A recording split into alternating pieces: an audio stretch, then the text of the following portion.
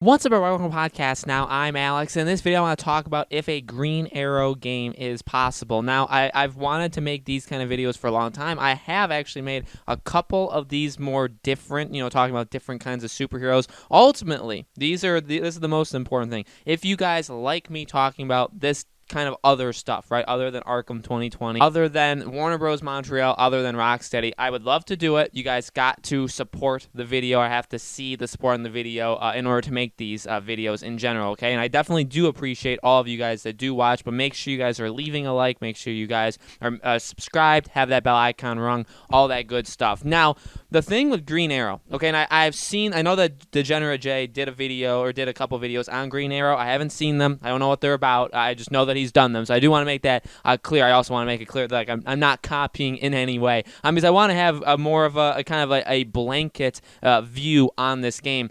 The thing that I've always thought of in my own head when it comes to these kind of superhero games is, well, firstly, okay, let's answer the question. Would I personally support a Green Arrow game? Oh my God, yes, absolutely. I'm not even a big Green Arrow guy, okay? I've seen select episodes of the show. I don't really know what was going on in the show. I didn't watch every single season. I didn't even watch every single episode. But I knew it was on. I like the idea of the show. I know that it went through a lot of ups and downs. I get that. I think, by the way, with the show, officially being done with and it finally ending and stuff, I do think the door is open, by the way, to have that character, continue on. Not, literally that adaptation of the character, but literally to put Green Arrow into something else, I think makes a lot of sense. The thing that I think of, though, here's the honest truth, is what you have to think about from the gaming industry is, are they willing to take a risk on a character that's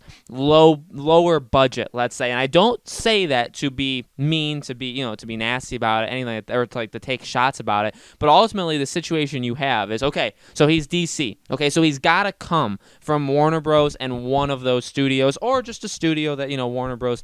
Contracts to do something. We've talked about a lot of those possibilities. But when you look out there, is he on a higher pecking order? Is he a higher on a list than characters like Flash, characters like Wonder Woman, characters like Superman? That's an incredibly difficult thing to predict. And I would argue, my gut feeling would be no. Now, from a wide, if you're asking the community, would the community support this game? Is this game possible? Would the community support it, buy it, make it a productive thing? I honestly think they would. A few weeks ago, we covered Daredevil. There was a rumor, there was a leak. I assume a lot of you guys have probably seen that video. There was a leak that there could potentially be, again, you have to take these things with a grain of salt, a Daredevil and also a Wolverine game that's coming to next gen from Marvel. So Marvel is working on stuff there. And I think that if something like that were to start to happen, I really think somebody needs to be the first to do it. Because what we have so far is this, honestly, is we have Batman, because we have the Arkham games, huge success, prove that you can do superhero games, you can make them grounded, you can actually do them. Because again, remember, before Batman, superhero games were firstly far and few between, but also they were incredibly spotty. We did not get consistently good superhero games. Then we had Spider-Man on the PS4. Incredible, right? Again, proved, okay, well, we can do it with not just Batman, right? It's not just Batman that can do it. Now we're getting Avengers, okay? Now, Avengers, there's a lot of things that could be worrisome about it, but look at what they did. Look at what Marvel's plan, and again, Insomniac runs the Spider-Man division, right? But they were given it from Marvel. So you look at it and you say, okay, well, what's Marvel's plan? Well, so far, it's been to use what is one of the top, let's say, 3 most likable, and also a character that has worked so well in games before, Spider-Man, right? Let's do that first. Then what are we going to do? Well, let's put them all together, because those games always, the movies did so well, and you could say, Avengers, the Justice League, you could definitely argue, right? But, again, look at their plan, though. They're picking the big ones. And now, again, beyond that, we don't know all that much. There was Guardians of the Galaxy for Telltale. There were smaller things, right? And Marvel Ultimate Alliance, I guess you could maybe argue stuff like that. But my question is, what is the order? What is the order of importance that these companies are trying to do? Because with movies, I think what we're starting to get, and even what Marvel has kind of proven to us, is you can take characters, you can take things that are established in comics and things that aren't so big, and you can make them something really big, right? Because eventually you're going to run out of the main pillars, right? You can't keep making Iron Man movies to infinity and beyond. You just can't do it. Eventually, you have to try out like a Guardians of the Galaxy, and look what happens to that, right? Now, DC can do the same thing, and that's where a Green Arrow game springs to mind. Is like, but here's the thing: DC gaming-wise has nothing beyond Batman as of right now. Now, what they're doing in this, and okay, now there's been DC Universe Online. So again, there's small things. I know people nitpick, and I know people are gonna hang on to every word I say. That's kind of why I'm trying to correct. I'm trying to be super accurate and try to cover all the bases here. I get that there's small examples, but beyond Batman, that's pretty much it. Now, what I like about the DC Universe, or what I like about what Warner Bros is trying to do with it, is we've talked about it, right? Is try to make an extended universe. Try to have this next Batman game kick it off. And what can you have from that? What can you do with something like that? Well, yeah, you can introduce Superman. You can introduce Wonder Woman. You can introduce the Justice League. But beyond that, what else can you do? You can do Suicide Squad, which maybe in the Arkham games that we had previously gotten would never have worked. And maybe it would have. I actually do think it would have, but maybe it wouldn't have. What else can you do? You can start to introduce some obscure characters.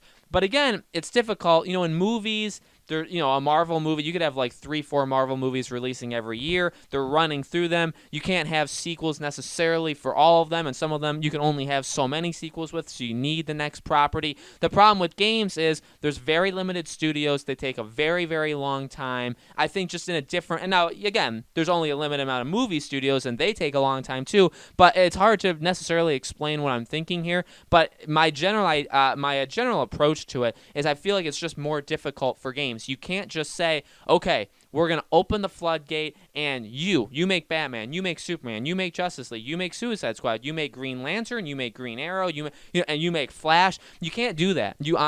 I really don't think can do that. I really don't think there's anybody out there, any publisher, any development team that does that. Or the closest one maybe is like what Activision kind of does with Call of Duty, where it's got these different studios and they're alternating, and one is helping out and they're always working on like the next one. But even that is different. So I understand this video is a lot, maybe a little bit different than what a lot of people are thinking it was going to be clicking onto it. But I do want to make it clear, because I don't want to provide false hope. Everybody calls me out for providing false hope or false hype. I want a Green Arrow game. To be honest with you, in the same way that I said Daredevil could be one of the best, I will say the same thing for Green Arrow, because there's just something about him where it's definitely more grounded, and he's just more real. Like Batman at the time was the closest you're going to get, right? Because for the most part, he's just rich, right? That's his superpower, is he's rich, but he's got a lot of gadgets and stuff, and obviously he can, go up toe-to-toe with some of the best of them, right? So Batman is like, to an extent,